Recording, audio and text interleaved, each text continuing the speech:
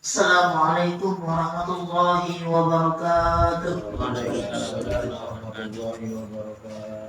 Alhamdulillahi rabbil alamin, wassalatu wassalamu ala asyrafil anbiya'i wal mursalin sayyidina wa habibina wa syafi'ina wa zuhrina wa maulana Muhammadin wa ala alihi wa sahbihi ajma'in.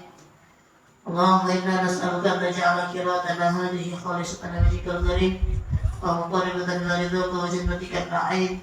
Nas'aluka al-futuh wal muluk wa rusuk wa tabatan nasuh wa salahal isdiwaruh ila hadatin Nabi Mustafa Sayyidina Muhammadin sallallahu alaihi wasallam thumma ila jannabina wa ma'adina wa jadadina wa jadatina wa amalina wa amatina wa akhwalina wa akhwatina wa rasulihim wa furahihim sampai ila jami'i masyayikhina fiddina wa ahya'i wa summa ila ma'alibati kitab syu'abila lahumul fatihah. Bismillahirrahmanirrahim. Ar-rabi'u qira'atul fatihati bil basmalati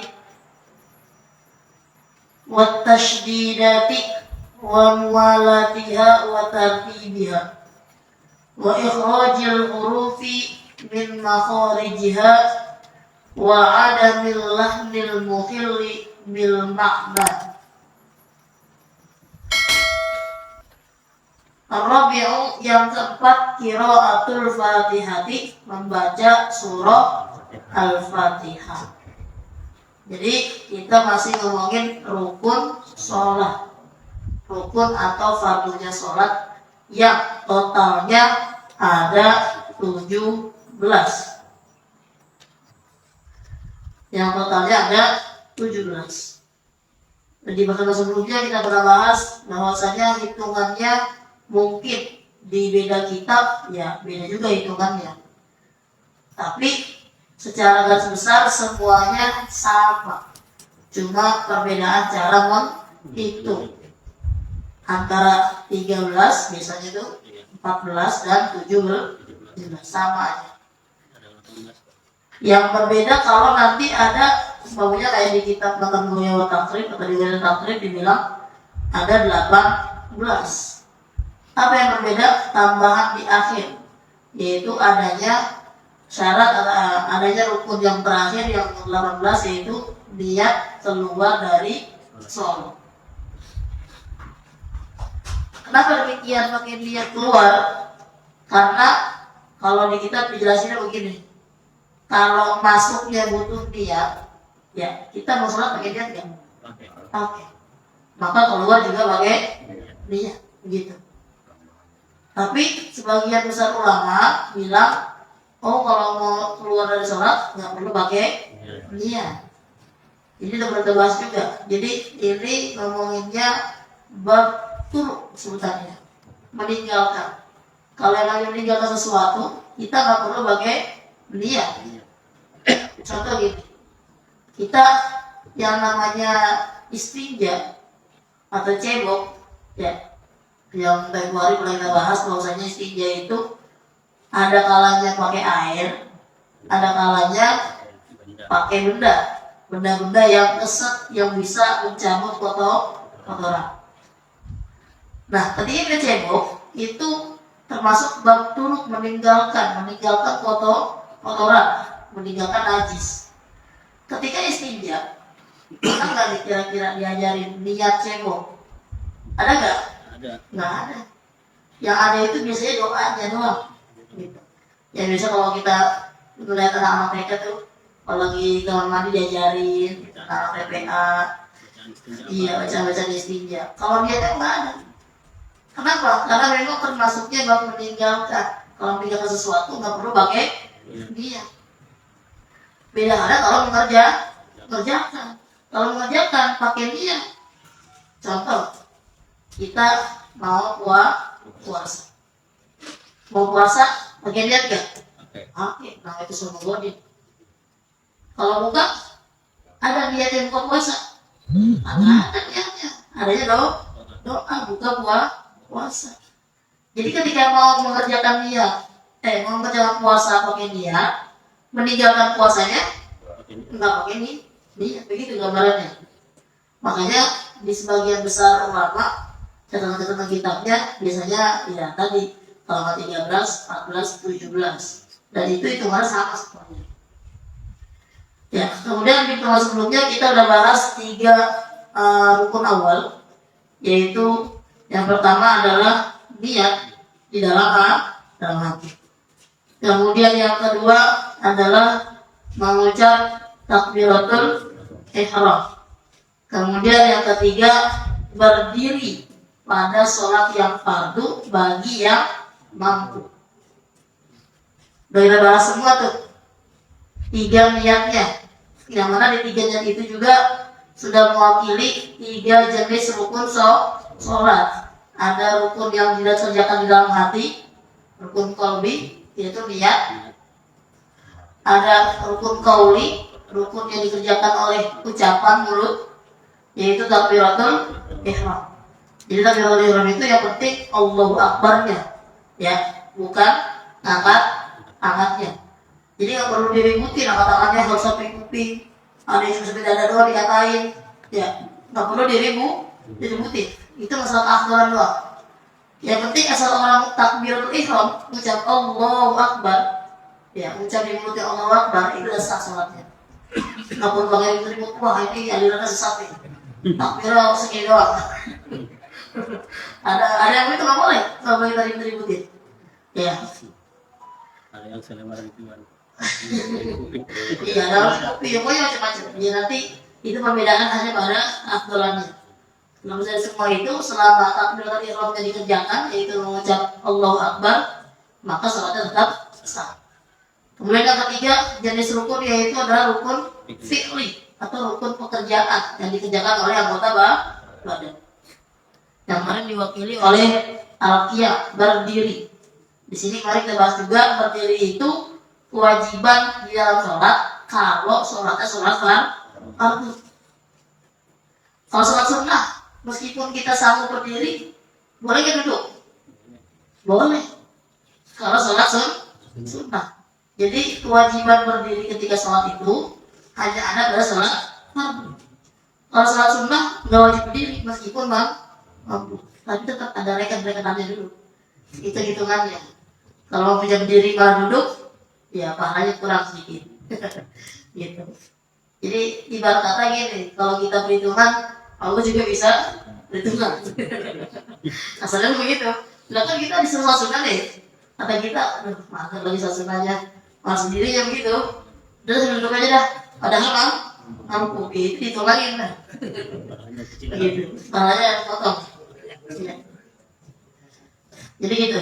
Itu kemarin 3 rukun yang pernah kita bahas pada pertemuan sebelumnya. Kemudian yang keempat selanjutnya adalah membaca surah Al-Fatihah. Ini Al-Fatihah ini termasuk rukun qauli, rukun sholat yang bangsa ucapan.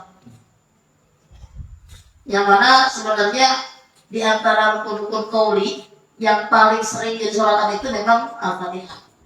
Ya, karena bisa dibayangkan dari setiap rukun qauli yang ada dalam sholat, Fatihah yang paling sering dibaca. Tiap kita berdiri, tiap kita bangun, itu baca Fatihah. Gitu. Ya, artinya kalau sholatnya 3 rakaat, berarti 3 kali baca Fatihah. Sholatnya 4 rakaat, berarti 4 kali baca Fatihah. Gitu.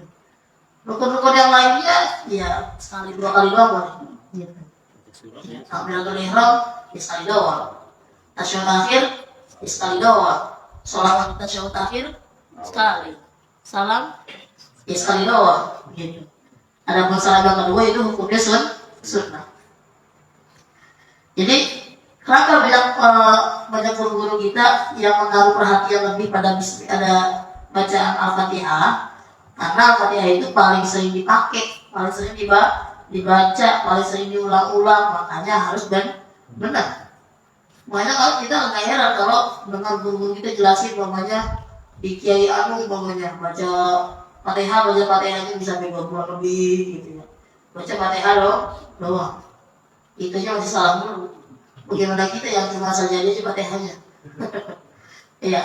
Itu kalau yang itu tanda kesempurnaan. Ya, kalau kita selama makhrajnya sudah benar, panjang pendeknya sudah benar, tasydidnya nggak ada yang dibuang, insya Allah sah baca Fatihahnya. Karena memang kadang yang lebih berbahaya itu di tasdidnya. Kadang ada kalimat yang nggak pakai tasdid, kita tasdidkan. Kadang ada yang ditasdidkan malah nggak dipakai. nggak tasdid, gitu. Ya, jadi hati-hati. Yang sering saya dengar itu, pokoknya kalau kita lagi sholat di masjid gitu ya, merupakan kalimat iyyaka na'budu wa iyyaka nasta'in. Kadang baca iya doang. Kadang iyyaka itu, ya. Padahal yang namanya tasydid itu nanti di bawahnya ada keterangannya, termasuk huruf-huruf yang nggak boleh ketinggalan dalam baca surah Al-Fatihah. Semuanya harus dibaca tasydidnya. Ar-Rahmanir Rahim, Maliki Yaumiddin, Iyyaka na'budu wa iyyaka nasta'in, gitu. Yang paling sering di iyyaka aja tuh. Anda memang kadang suka bahasanya kurang memperhatikan.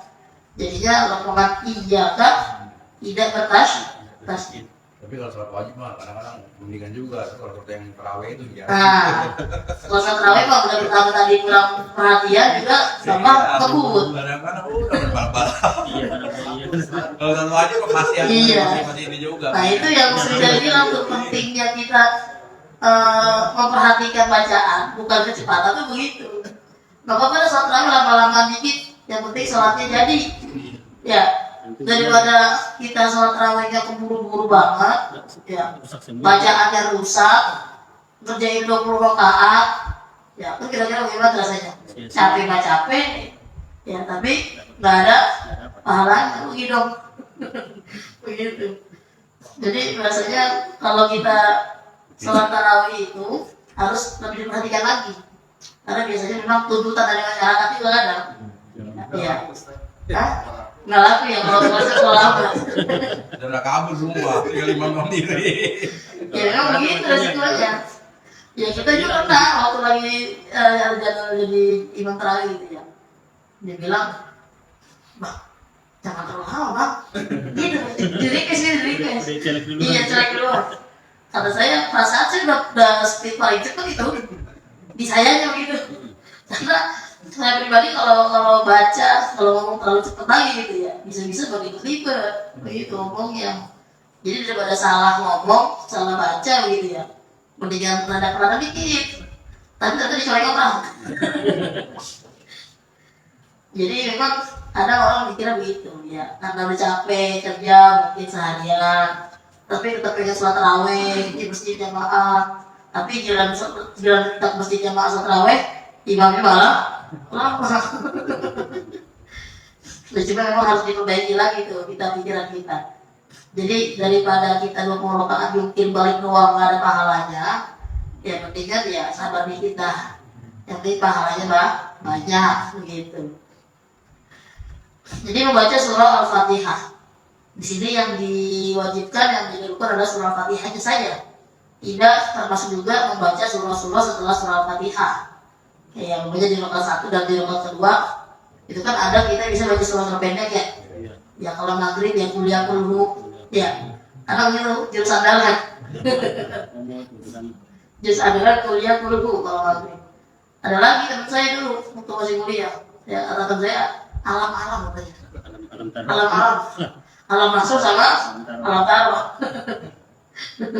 Jurusnya dia tuh teman saya tuh gitu. Alam-alam. Alam taruh dan alam masuk. Suruh alam-alam. Iya. Kalau kita kan kuliah dulu seringnya tuh. Nah, jadi kalau surah-surah yang seperti itu hukumnya sunnah. Nggak dibaca pun nggak masalah. Kemudian bil basmalati, dibaca surah Al-Fatihah itu bil basmalati dengan membaca Bismillahirrahmanirrahim. Bukan anjuran, bukan kesunahan, tapi karena memang Bismillah ini termasuk bagian dari surah Al-Fatihah, yaitu ayat pertama. Jadi kenapa saya bilang bukan anjuran, bukan kesunahan? Jadi karena memang yang namanya biasanya kita baca kitab, kita ngaji, ada disuruh baca Bismillah, itu biasanya sifatnya kesunahan, sifatnya anjuran. Contoh, kita kalau biasanya buka awal kitab dibahas Bismillah. kenapa kok musonif di kitabnya awalnya ada bismillahnya, kemudian ada hamdalahnya? Ada yang bilang begini jawabannya. Pertama, ngikutin Al-Quran. Al-Quran pertama, lembaran pertamanya itu bukan cuma pertamanya ya. Lembaran pertamanya kita buka surah Al-Fatihah. Al-Fatihah depannya ada Bismillah. Bismillah, Alhamdulillah, begitu. Makanya kiai-kiai juga termasuk kalau kita dengar mereka pada ceramah tuh sama. Ada Bismillahnya, ada Hamdallahnya ya, ada salawat dan seterusnya. Jadi para musonif kita, para orang kita, kenapa di kitabnya ada Bismillah di awal, ada Hamdallah? Pertama alasannya karena ngikutin Al-Quran. Yang kedua, karena memang mengamalkan hadis. Jadi hadis, ada hadis yang terkenal yang sering kita baca-baca, itu bunyinya kullu amrin zibalin la yubtada'u fihi bi bismillahirrahmanirrahim fahuwa aqta atau fahuwa ajza fahuwa abtar dan sebagainya. Jadi bunyi hadis seperti itu. Kullu amrin zibalin, setiap perkara yang ada nilai positifnya, yang ada kebaikan di dalamnya, la yubda'u, tidak dimulai fihi pada perkara tersebut bi bismillahirrahmanirrahim, tidak dimulai dengan bacaan bismillahirrahmanirrahim, bahwa maka dia itu terputus rahmatnya, terputus berkahnya. Dalam riwayat lain bukan bi bismillahirrahmanirrahim, bi alhamdulillahirabbil alamin, bil hamdalah begitu. Jadi dipakai dua-duanya tuh. Makanya ada bismillahnya, ada hamdalahnya. Oke, balik lagi kepada bismillah. Jadi tadi dibilang yang namanya bismillah itu tiap kita mulai pekerjaan harus pakai bismillah. Ya, pojok mau ngerokok bismillah. Kalau kayak jarang ya. Ada bismillah. Mereknya. Kalau mau ngopi bismillah. Kalau mau minum bismillah. Kalau mau ngaji angkat barang bismillah. Banyak berbeda sebelumnya boleh. Sebelumnya jangan pas lagi dapurnya. Kalau pas lagi dapurnya makruh dikira. Artinya mulutnya, yang lainnya boleh-boleh aja, bahkan harus. Ini mainnya udah di atas. Kalau di atas ya. Ya kalau di atas ya malah boleh. Kalau di atas kan malah boleh karena diibaratkan perempuan itu bahasanya mohon maaf WC begitu. Kita lagi buang air itu buang air ya. Iya aja. Iya. Karena di luar lagi di WC sama kayak kita lagi kamar mandi. Kita boleh jika di kamar mandi. Subhanallah. Agak boleh begitu.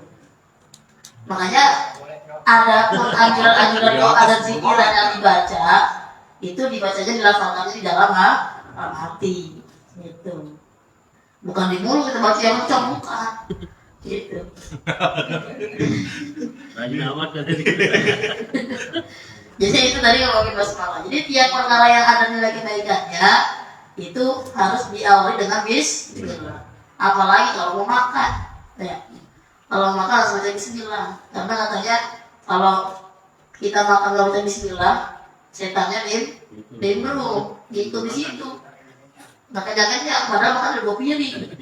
Iya makan gitu. Iya, udah 2 piring makan sih ya, jangan habis makan 2 piring, nanyain apa? Nanya cuci mulut. Ya, jadi makanya di sini saya tegaskan mil basmalah di sini bukannya anjuran, bukannya kesunahan, tapi perintah yang hukumnya wajib. Jadi di mazhab kita yang namanya surah Al-Fatihah itu 7 ayat. Ayat pertamanya Bismillahirrahmanirrahim. Jadi jangan salah itu. Kadang salah itu ke Alhamdulillah yang pertama. Ya entah suratul ladzina an'amta 'alaihim ayat 6. Selanjutnya Ghairil maghdubi 'alaihim waladdallin baru ayat 7. Nah yang begitu di mazhab kita salah. Ya artinya di mazhab kita itu ayat pertamanya Bismillah, ayat keduanya Alhamdulillahirabbil alamin, ayat ketujuhnya Siratal ladzina an'amta 'alaihim ghairil maghdubi 'alaihim waladdallin. Makanya ada pertanyaan begini, boleh ke sih berarti di siratal ladzina an'amta 'alaihim? Boleh. Ya. Jadi jawabannya sebenarnya kalau umpamanya kita berhenti di situ karena menggunakan ayat nggak boleh, gitu. Karena di situ bukan tanda ayat. Tapi kalau kita memang berhentinya karena nanti doli dengan napas, nggak nyampe napasnya, ya boleh-boleh aja. Jadi situ memang ada tanda wakaf, kalau di kita baca Quran tuh. Cuma memang anjurannya bukan anjuran untuk berhenti, gitu. Kalau kan napasnya lanjut. Iya, jadi kan tanda wakaf itu macam-macam tuh. Ada yang bentuknya kof dan ulang kali, gitu kan. Ada yang sholat dan lain sebagainya. Jadi ada yang maknanya bagusnya berhenti, ada yang maknanya bagusnya lanjut, ada yang maknanya harus berhenti, ada yang maknanya harus lanjut, begitu, macam-macam. Kadang-kadang dilanjutin, pas suaranya habis. Nah itu dia. Jadi yang namanya kita baca Al-Quran kan memang harus bersuara, apalagi di sini namanya rukun qauli. Makanya harus bersuara, artinya ketika kita baca surah Fatihah sampai waladhdallin, ya harus ada suaranya. Makanya kalau kita nggak sampai napasnya nih, ya berhenti dulu nggak apa-apa. Siratal ladzina an'amta 'alaihim, nah napas pelan-pelan tuh. Ghairil maghdubi 'alaihim waladdallin. Jadi kalau memang nggak kuat napasnya jangan dipaksa. Takutnya nggak nyampe sampai waladhdallin. Gitu. Habis berhenti. Kalau baru udah habis, bulan lagi nih. Ayat yang siratal ladzina gitu. Iya, Bang, betul. Jangan waladhdallin. Itu nggak boleh. Jadi diulang dari siratal. Jadi fil basmalah dengan membaca basmalah di awalnya, wat tasydidati, dan juga mengikutkan atau membaca tasydidnya. Kalau di dalam syarahannya dibilang allati hiya arba'a asyrata syiddatan.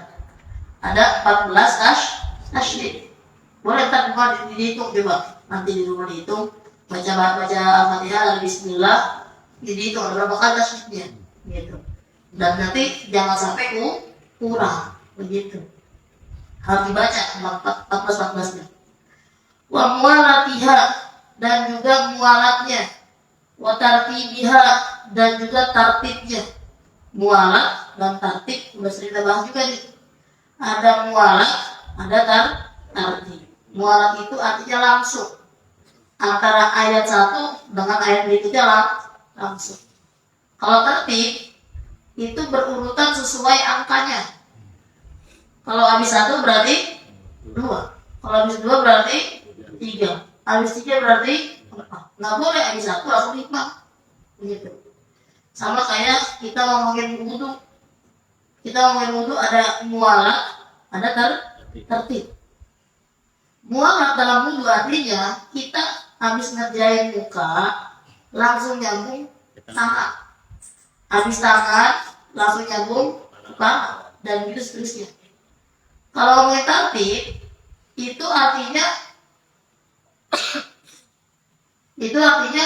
harus sesuai urutan. Buka dulu, habis itu tangan, kepala, kaki, gitu.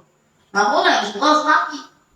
Itu namanya tertib. Nah bedanya kalau dalam wudu yang wajib itu tertib. Artinya harus berurutan sesuai nomornya. Kalau langsungnya itu tidak harus, tidak wajib dalam hal wudu. Contoh gini, tadi saya dari pondok nih, umpamanya saya dari pondok lagi wudu, baru sampai muka airnya habis, pindah sekali lagi, langsung itu mutakin, ada air, nyambung aja langsung tangan, boleh nggak? Boleh. Nggak masalah, nggak apa-apa. Ada tinggal dilanjutin aja begitu. Jadi kalau dalam wudu mualat atau langsung gitu itu nggak wajib.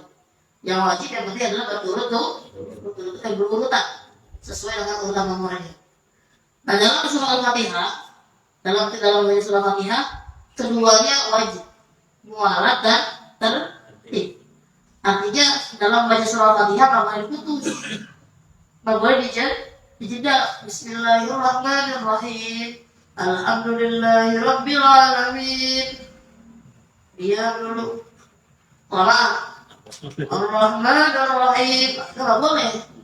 Kalau dia melanggar seperti itu memutus bacaan, harus dimulai dari awal lagi. Gitu. Jadi antara langsung mualat dan tartib keduanya dalam membaca surah Fatihah dalam sholat itu jawab wajib. Kemudian wa ikhrajul hurufi min makharijiha, dan mengeluarkan huruf-hurufnya dari makhrajnya.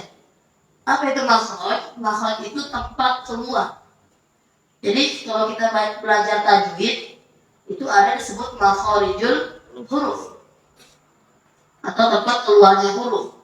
Jadi yang namanya huruf hijaiyah semuanya punya tempat masing-masing. Semuanya punya tempat masing-masing. Artinya nggak bisa semua disamakan. Contoh, a sama alif, a. Yang kalau kata kita, kalau kita lihat jadi anak-anak sekolah, a itu kayak orang cekek. Coba lihat cekek, tuh a. Nah itu a tuh yang benar. Kalau belum kayak suara orang cekek, belum benar tuh. Itu a sama a. Ada lagi h dan h yang sering salah tuh. H dan h. Ada juga biasanya salah za sama za sama jim. Karena dipukul rata jadi ja semua. A'udzu jadi itu. Bukan a'udzu, jadinya a'udzu. Pakai ja semua. Jadi pukul rata pokoknya. Pakai jim semua jadinya. Nah yang seperti itu nggak boleh. Jadi harus mengeluarkan hurufnya sesuai tempat keluarnya. Yang mana tempat keluarnya itu ada 5. Yang pertama al-jauf, yang disebut rongga mulut. Yang kedua al-halq, tenggorokan. Yang ketiga al-lisan, lidah. Yang keempat asyafatain, 2 bibir. Yang kelima al-khayshum, rongga hidung. Rongga hidung itu biasanya hurufnya yang kalau kita lagi bilang kayak begini nih, ngomong huruf M sama N nggak bisa. Ya, ngomongnya mau makan, jadi makan. Itu lagi bilang begitu. Jadi untuk yang di khayshum itu hurufnya min dan nun. Min dan nun udah bertasydid, biasanya seperti itu. Jadi semuanya harus ada tempatnya. Itu yang disebut tajwid atau jawwidul Quran, membaguskan Al-Quran, yaitu membaca Al-Quran sesuai dengan tajwidnya. Artinya kalau memang makhraj hurufnya di situ ya kerjakan di situ. Jangan dikurang kayak tadi. Jim, zal, zai jadi jim semuanya. Bisa. Z sama sa sama. Sin sama shin. Sin sama Z terkadang sudah. Oh iya, jadi zainya nggak terlalu ketara. Jadi sin aja gitu. Jadi harus sesuai makhrajul hurufnya. Wa ada lahmil muhilli bil makna, dan tidak ada kesalahan al-muhilli yang membuat rusak bil makna terhadap maknanya.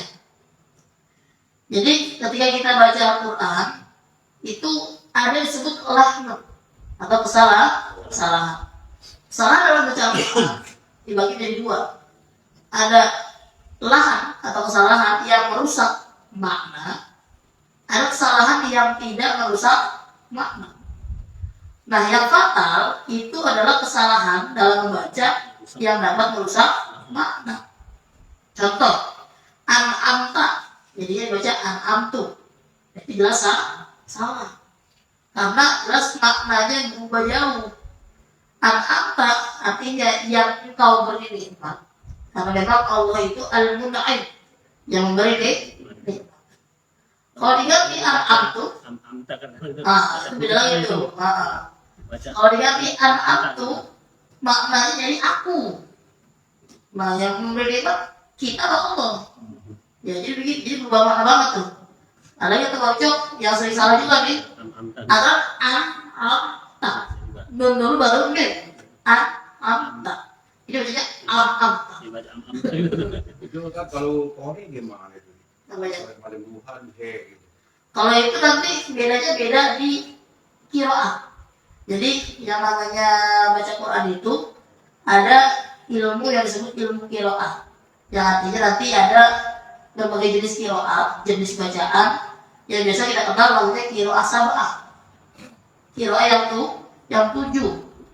Nah, dari qiraah tersebut semuanya ini kalau kita baca qiraah sebenarnya boleh dibaca semuanya. Artinya tergantung kita pakai yang mana gitu. Kita pakainya boleh qiraah hafaz gitu. Itu ya itu dipakai, jangan campur. Kalau mau diganti ya dari awal diganti. Yang jadi masalah adalah terkadang ada qiraat yang disebut qiraat syadzah. Qiraat yang jarang dipakai gitu.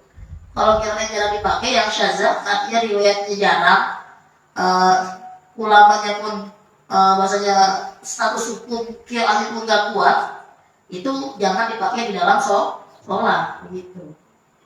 Kalau untuk baca Quran boleh-boleh aja sih gitu. Jadi misalnya ilmu qiraat itu nggak boleh dipergunakan untuk sholat tidak?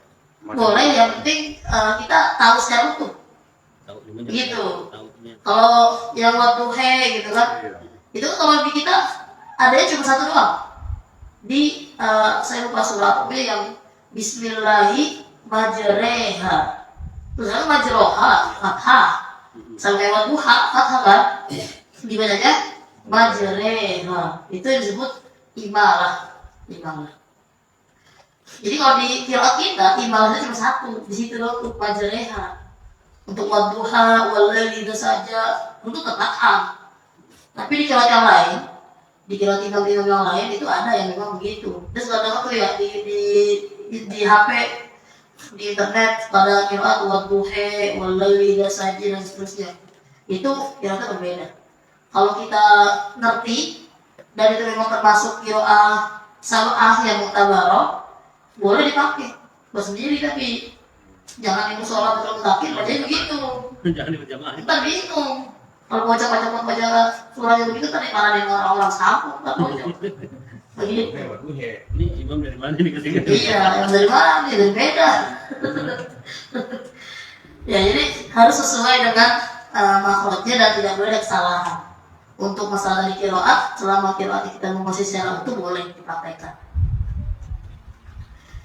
Wa yarumullah alladzi lam yukhillu, artinya tadi ada kesalahan yang merubah makna, yang itu nggak bisa ya, artinya nggak bisa tolerir.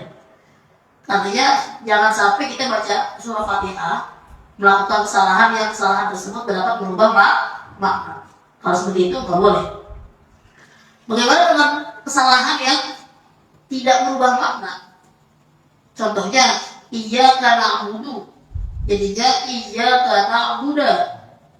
Masalah na'budu dan na'budu secara i'rab ya namanya berubah. Jadi secara nama pun nggak berubah. Makanya di situ termasuknya lahnun, kesalahan yang tidak merubah makna. Boleh kita baca kesalahan yang tidak merubah makna, wa ya'rumul lahnu alladzi lam yukhillu. Jadi haram mempraktikkan bacaan yang salah, meskipun kesalahan tersebut tidak merubah makna. Artinya kita sengaja itu nggak boleh, haram. Tapi apakah membatalkan bacaan Fatihah dan sholatnya? Wala yubtilu, dan tidak membatalkan Fatihah dan sholatnya. Jadi seandainya kita salah baca, umpamanya na'budu, jadinya na'budu atau yang lainnya sebagai macam, itu kalau disengaja jadinya haram, dosa.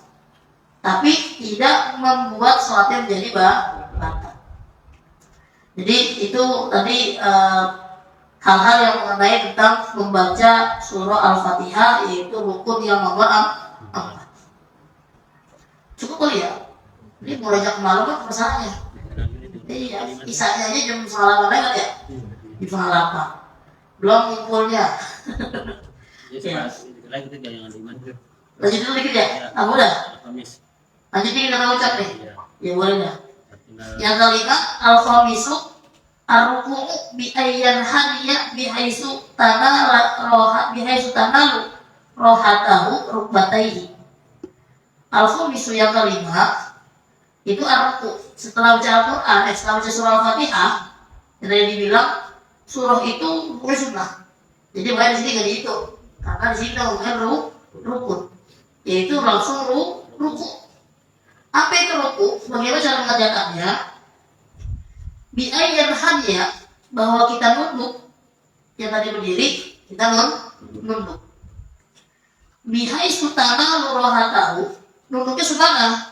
Sekiranya tanah mencapai rohatahu, dua telapak tangan, rukbataihi akan dua dengkulnya.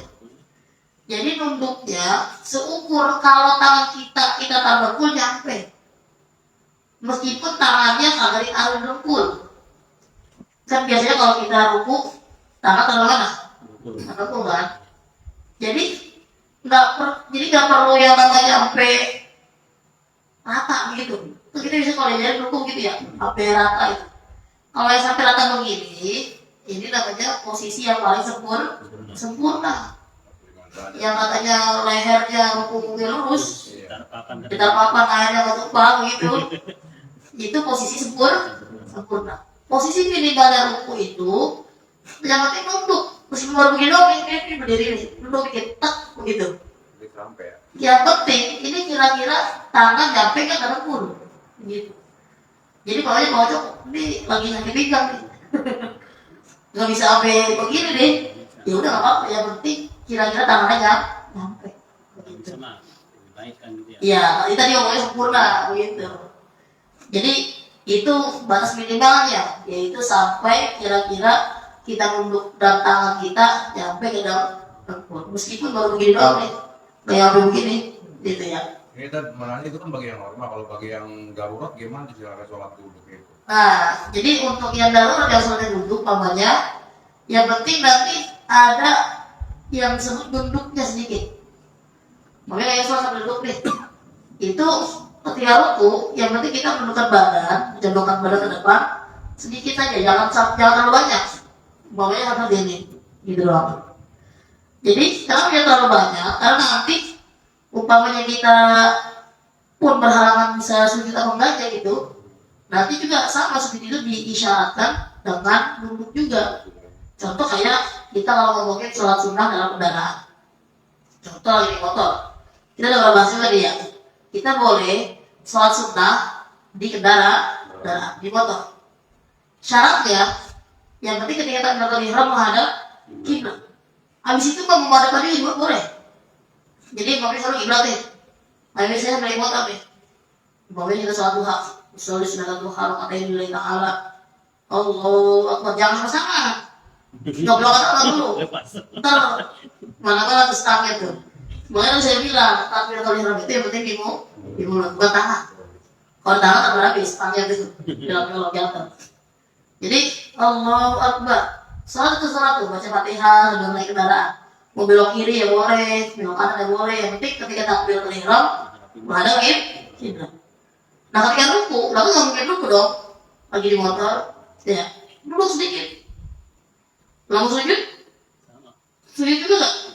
Ya maksud artinya nggak melakukan sujud seperti biasa, tapi isyarat dengan cara nunduk juga, tapi lebih dalam begitu. Nah biar bisa kelihatan begitu, makanya ketika ruku jangan terlalu dalam nunduknya, isyarat untuk nunduknya. Untuk sujud dalam sedikit, nanti masih bisa kelihatan ke depan begitu. Jadi untuk yang memang darurat kayak misalnya duduk itu nanti bisa kalau kamu coba. Jadi bisa dikondisikan sesuai dengan kemampuan. Ya makanya tadi saya bilang yang penting tangannya ini sampai kira-kira ke dengkul gitu. Itu bagian normal. Atau maunya ya yang penting masih bisa ruku meskipun rada-rada yang dikit aja gitu. Itu dia nomor 5, yaitu ruku. Dan nanti selanjutnya kita baca insyaallah pada pertemuan berikutnya. Yang keenam, mulai yang keenam nanti ngomongin tumanina. Tumanina itu kita setiap dalam sholat diwajibkan untuk tenang. Cara untuk tenangnya yaitu tumanina. Ketika habis pindah rukun, tenang dulu sedikit. Jangan berdampak dulu. Kalau udah ruku kan ada bangun, bersujud, berduduk, bersujud lagi. Cepat mandi ya kalau macam itu. Jadi itu nanti ngomongnya tumanina. Ini kesambungan lagi as-sadisu at-tumaninatu fihi bi qadri subhanallah wallahu a'lam bishawab. Al-Fatihah.